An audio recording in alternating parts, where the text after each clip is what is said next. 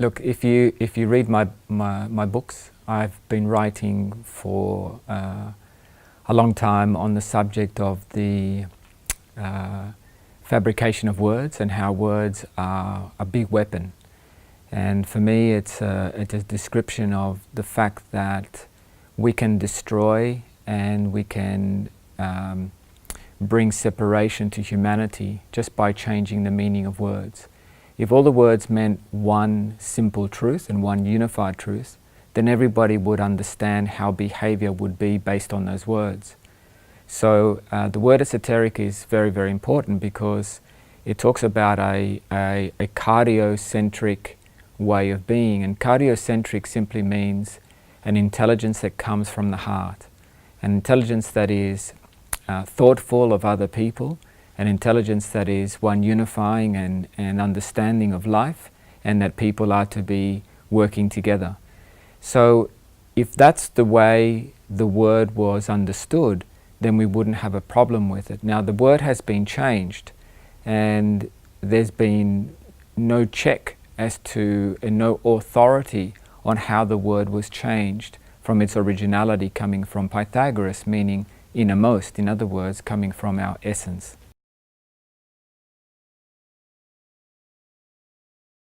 When Pythagoras first started talking about the heart, the innermost, our essence, and essentially it was a word that was going to describe what we truly are on the inside before society changes us. And so he was trying to bring back society into a way that was much more coming from an essence rather than the fabrication of the fabric that society turns us into. To be the real me is esoteric. That's what essentially when somebody says I'm esoteric, it means that I'm not playing ideals or beliefs, I'm just being who I truly am, and I'm very comfortable in my own body. The bastardization of the word esoteric is no different to the bastardization of the word religion or many other words. Today religion is an institutionalization. But in its beginning it was a word that meant rebinding and rebonding and reuniting and returning, and essentially to be in a society where everybody was in mutual relationship. So the esoteric has had its similar path in the sense that it's been changed from its original meaning. And if you can bastardize the word esoteric, you guarantee a society that isn't seeking its own essence. In other words, if we remove the true meaning of the word esoteric, we don't have a word that describes who we truly are. And so we essentially grow up to be adults that we are fashioned by society.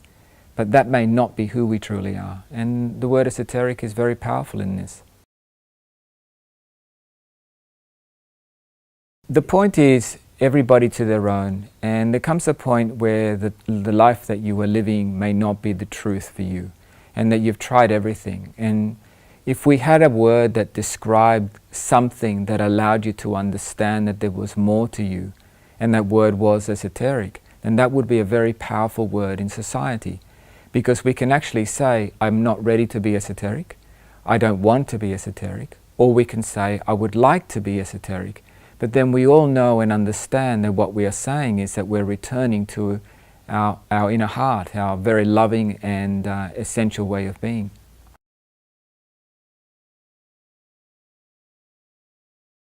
Look, if you change the meaning of a word, you remove a fabric of society that has an essence to understand itself.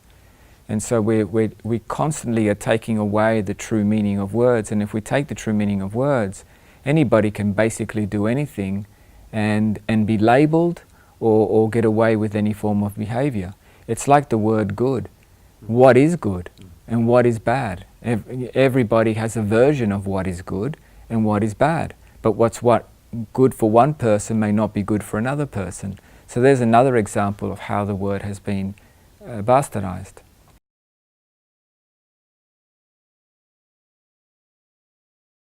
It's not just the word esoteric that needs to be reclaimed. That's very important from the point of view of understanding that the word means to come back to living from your heart and to be thoughtful in a heartful way, in a loving way, in other words. But we also need to reclaim the word good. What exactly is good? And what exactly is bad? And here's another word for you. What exactly is health in today? Is it absence of disease, or is it true vitality? Is it an aliveness? And you know, we constantly modify the meaning of words to adjust to a declining society, rather than upholding a highest morality and saying you are esoteric or you are not esoteric. And that's okay, that's not a judgment, but we can see what you're choosing to live or not. The bastardization or the modification or alteration of the meaning of words simply suits a society that is avoiding its truth. It's trying to avoid where it's actually at. If we modify, for example, if the word health meant and was defined by true vitality, a person who doesn't need coffee, doesn't need sugar, is always alive, never moody, spunky, beautiful, essential, and understanding of life, and always energetic and willing to commit, then who would fit the word health? Because the whole world is not fitting in.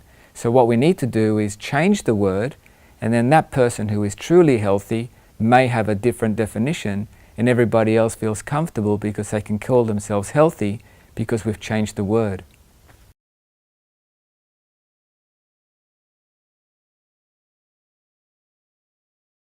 Look, it comes back down to an enormous responsibility we have to ourselves as a society, because if we have true meaning of words, then we will have a true understanding of where society is at any moment.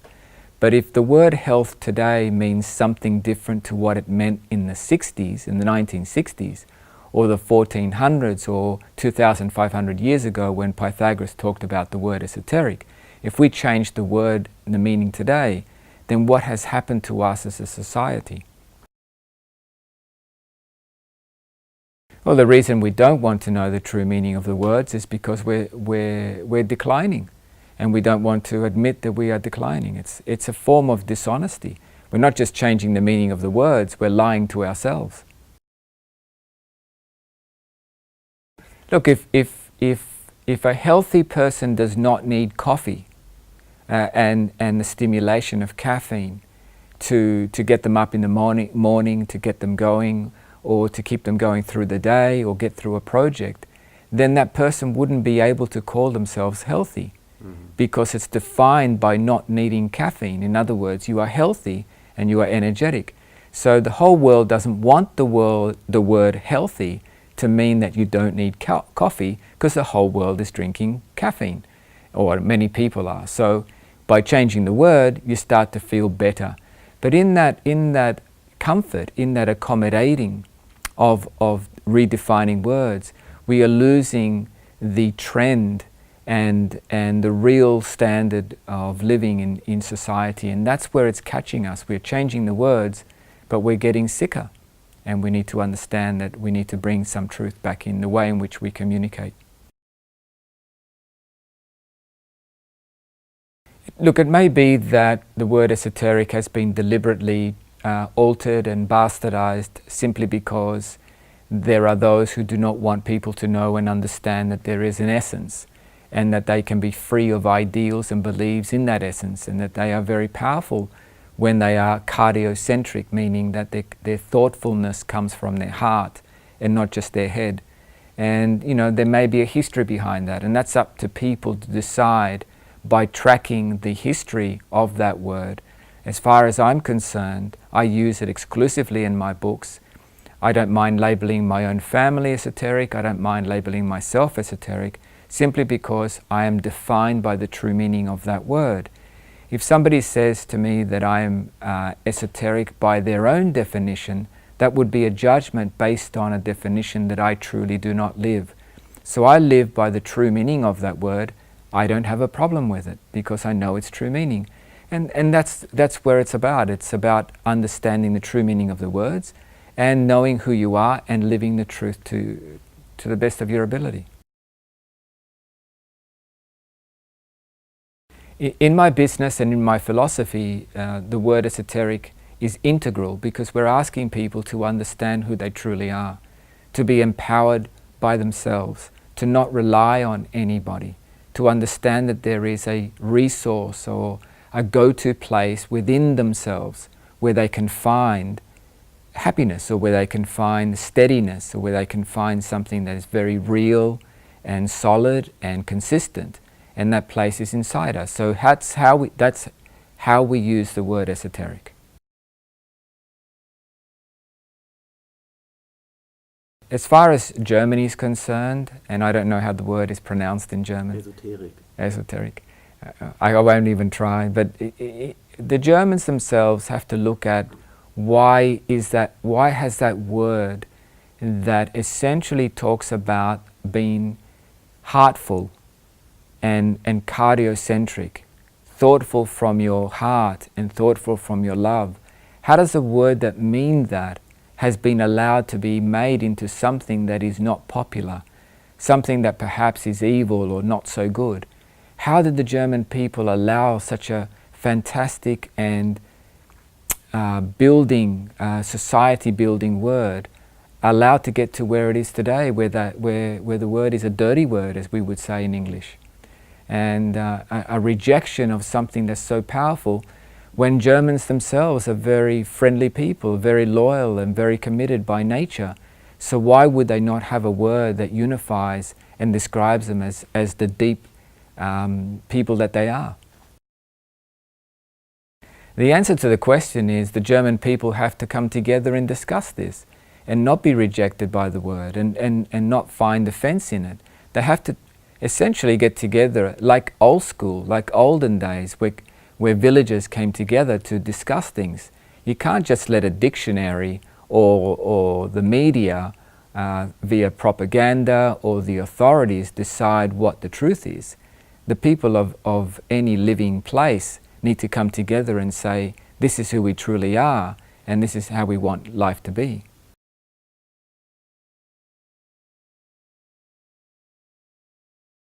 Look, the point is not to have a war on who has the true meaning.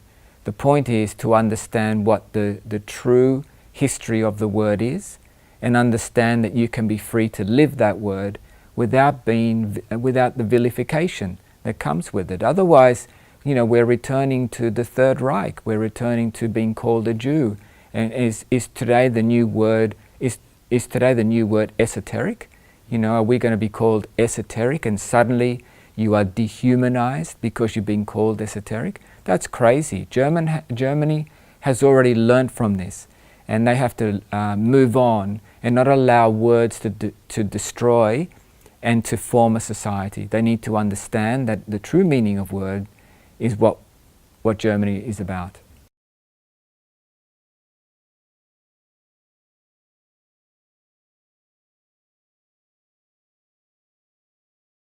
It is a self-examination for Germany to look deep within themselves and understand that there is no guilt about the history. They have moved on. They're a beautiful country again. They're very thoughtful, very inviting, and that's their nature. If we can look back and say the German people were denatured, and therefore there should be no shame as to what occurred in the past. But now they are back to their true nature. And if this is so, they should embrace being a very loving race, just like we all are all over the world. There is no difference. And so they should embrace a word that actually incorporates and encourages being thoughtful and understanding from a heartfelt place.